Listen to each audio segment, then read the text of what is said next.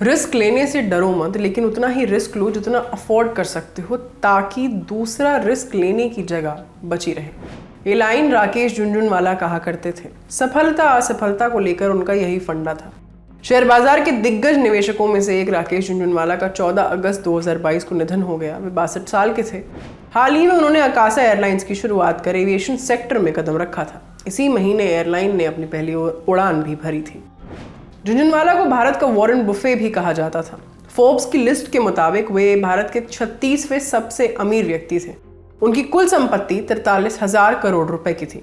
आकाशा airline को पिछले साल अक्टूबर में केंद्र सरकार ने मंजूरी दी थी। इस मंजूरी के कुछ दिन पहले ही राकेश झुनझुनवाला अपनी पत्नी रेखा झुनझुनवाला के साथ प्रधानमंत्री नरेंद्र मोदी से मिले थे। पीएम से मुलाकात की उनकी तस्वीर की खूब चर्चा हुई थी। किसी ने तस्वीर में प्रधानमंत्री के खड़े रहने और किसी ने राकेश झुनझुनवाला की शर्ट को लेकर सवाल किए थे। तस्वीर में उनकी शर्ट मुड़ी हुई नजर आ रही थी। हालांकि बाद में इंडिया टुडे कॉन्क्लेव में उन्होंने बताया था, सच तो यह है कि वो शर्ट ही ऐसी थी। मैंने इस्त्री कराई थी 600 रुपये लगाकर। इसके बाद भी उसमें सिलवटें पड़ गई तो मैं क्या कर सकता हूँ। मुझे इससे क्या फ़र्क पड़ता है, मैं तो ऑफिस भी शॉर्ट्स पहन कर जाता हूँ। राकेश झुनझुनवाला ने उसी कॉन्क्लेव के दौरान ये भी कहा था कि वे शेयर मार्केट की ट्रेडिंग से रिटायर होने के बाद स्विमिंग करना चाहते हैं, डांस सीखना चाहते हैं और अपनी मर्जी की ज़िंदगी जीना चाहते हैं। बताया जाता है कि वे नियमित रूप से योग भी करते थे। एक इंटरव्यू के दौरान राकेश झुनझुनवाला ने कहा था, हूं तो मैं एक सीनियर ऑफिसर का बेटा, लेकिन मारवाड़ी अग्रवाल हूं। 5 जुलाई 1960 को एक मारवाड़ी फैमिली में जन्मे राकेश झुनझुनवाला के पिता IRS इंडियन रेवेन्यू सर्विसेज में ऑफिसर थे। लेकिन राकेश के पिता को राजनीति नहीं, शेयर मार्केट का शौक था।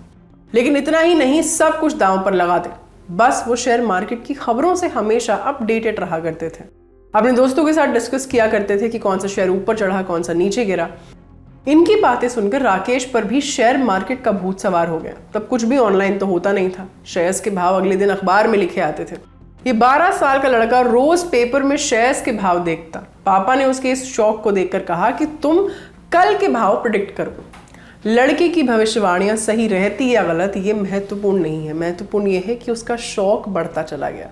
वो शेयर और उनकी कंपनी के फंडामेंटल्स पढ़ने और फॉलो करने लगा। एक दिन पिता से कहा कि मैं शेयर मार्केट में अपना करियर बनाना चाहता हूं। जैसे कि राकेश झुनझुनवाला ने खुद अपने एक इंटरव्यू में बताया कि उनके पिता काफ़ी डेमोक्रेटिक थे, लेकिन फिर भी उनके पिता ने उन्हें शेयर मार्केट में अपना करियर बनाने से पहले कोई प्रोफेशनल कोर्स कर लेने की सलाह दी थी। साथ ही उस वक्त ट्रेडिंग करने के लिए मना कर दिया था। दोस्तों से पैसे उधार लेकर न करने लग जाए, इसीलिए दोस्तों को भी उधार देने से मना कर दिया था। चाल काम आई, बेटे ने अपने बड़े भाई की तरह ही CA का कोर्स किया और फिर पिताजी बोले, यहाँ मुंबई में हमारा घर है तो तुम्हें रहने की दिक्कत होगी नहीं। हालांकि पैसा मैं तुम्हें एक फूटी कौड़ी नहीं देने वाला। 1985 का साल। बेटा राकेश दलाल स्ट्रीट में अकेला, ना कोई जॉब ना कोई क्लाइंट। अपने भाई से संपर्क किया। भाई ने अपने क्लाइंट्स में से कुछ को राकेश से कनेक्ट करवाया। राकेश इन क्लाइंट से बोले, मैं 18% रिटर्न दूंगा, जबकि अच्छे से जानते थे कि अच्छी से अच्छी इन्वेस्टमेंट स्कीम भी 10 से 12% रिटर्न्स नहीं देती। पर फिर भी कोई नए घोड़े पर दाव क्यों ही लगाएगा। खैर, एक लेडी क्लाइंट मिली, 2.5 लाख का इन्वेस्टमेंट करने को तैयार थी, लेकिन एक मुश्त नहीं। फिर अगला क्लाइंट मिला, 10 लाख रुपए इन्वेस्ट करने थे उसके। इस 10 लाख रुपए से राकेश झुनझुनवाला ने सिर्फ 1 साल में 30 लाख बना डाले और यहीं से उनकी गाड़ी चल पड़ी। राकेश झुनझुनवाला 1990 का बड़ा इंटरेस्टिंग किस्सा बताते हैं। उनकी पत्नी रेखा ने उनसे कभी किसी चीज़ की मांग नहीं रखी, बस पिछले कुछ सालों से चाह रही थी कि उनके कमरे में AC लग जाए। इस साल मधु दनवट्टे का बजट था। लोगों को लगा कि अच्छा नहीं होगा, पर राकेश झुनझुनवाला को इससे अलग लग रहा था। उन्होंने तत्कालीन PM VP सिंह के निर्णयों को भी क्लोजली ऑब्जर्व किया था। 3 करोड़ रुपए थे उनके पास। बजट वाले दिन सारे मार्केट में लगा डाले। जैसे जैसे बजट आता रहा, राकेश के पैसे बढ़ते रहे। रात के 9 बजे नेट वर्थ देखी तो पता चला अंटी में 20 करोड़ रुपए आ चुके थे। रात को 2 बजे घर पहुंचे और अपनी पत्नी रेखा से बोले, अपना AC आ गया। ऐसा नहीं है कि उनके पैसे हमेशा बढ़ते ही रहे। ऐसा भी नहीं है कि उन्हें सिर्फ सफलताएं ही हाथ लगी। वो खुद कहते हैं, मैंने बहुत बार शेयर्स बेचे हैं सिर्फ नुकसान भरने के लिए। 2012 में जब उन्होंने एप्टेक में अपनी हिस्सेदारी बेचनी चाही तो अंतिम समय में डील कैंसिल हो गई थी। ऐसे ही A to Z कंपनी में भी उन्हें 150 करोड़ रुपए का घाटा उठाना पड़ा था। साल 2011 में उनकी नेट वर्थ 30% कम हो गई थी। हालांकि उन्होंने पूरे रुपए अगले साल के खत्म होते होते रिकवर भी कर लिए थे। साल 2020 में फिर से उनको बड़ा घाटा हुआ। लेकिन इतने सेटबैक्स झेल चुकने के बाद राकेश झुनझुनवाला शेयर मार्केट के बिग बुल कहे जाते रहे। शेयर्स की खरीद फरोख्त करके उनको धीरे धीरे एक्यूमुलेट कर करके कई कंपनियों में निर्णायक भूमिका में वो आ गए थे। एपटेक लिमिटेड और हंगामा डिजिटल मीडिया लिमिटेड के चेयरमैन भी राकेश बने। राकेश झुनझुनवाला कुछ बढ़िया इन्वेस्टमेंट टिप्स भी गाहे बगाहे देते थे। उनमें से कुछ ऐसी टिप्स थी। अगर एक्सपर्ट नहीं हो तो म्यूचुअल फंड के रास्ते शेयर में इन्वेस्ट करो। हाँ, अगर खेलना ही है तो 5% कैपिटल से जुआ खेलो, बाकी म्यूचुअल फंड में इन्वेस्ट करो, या फिर फुल टाइम इन्वेस्टर बन जाओ, स्टडी करो।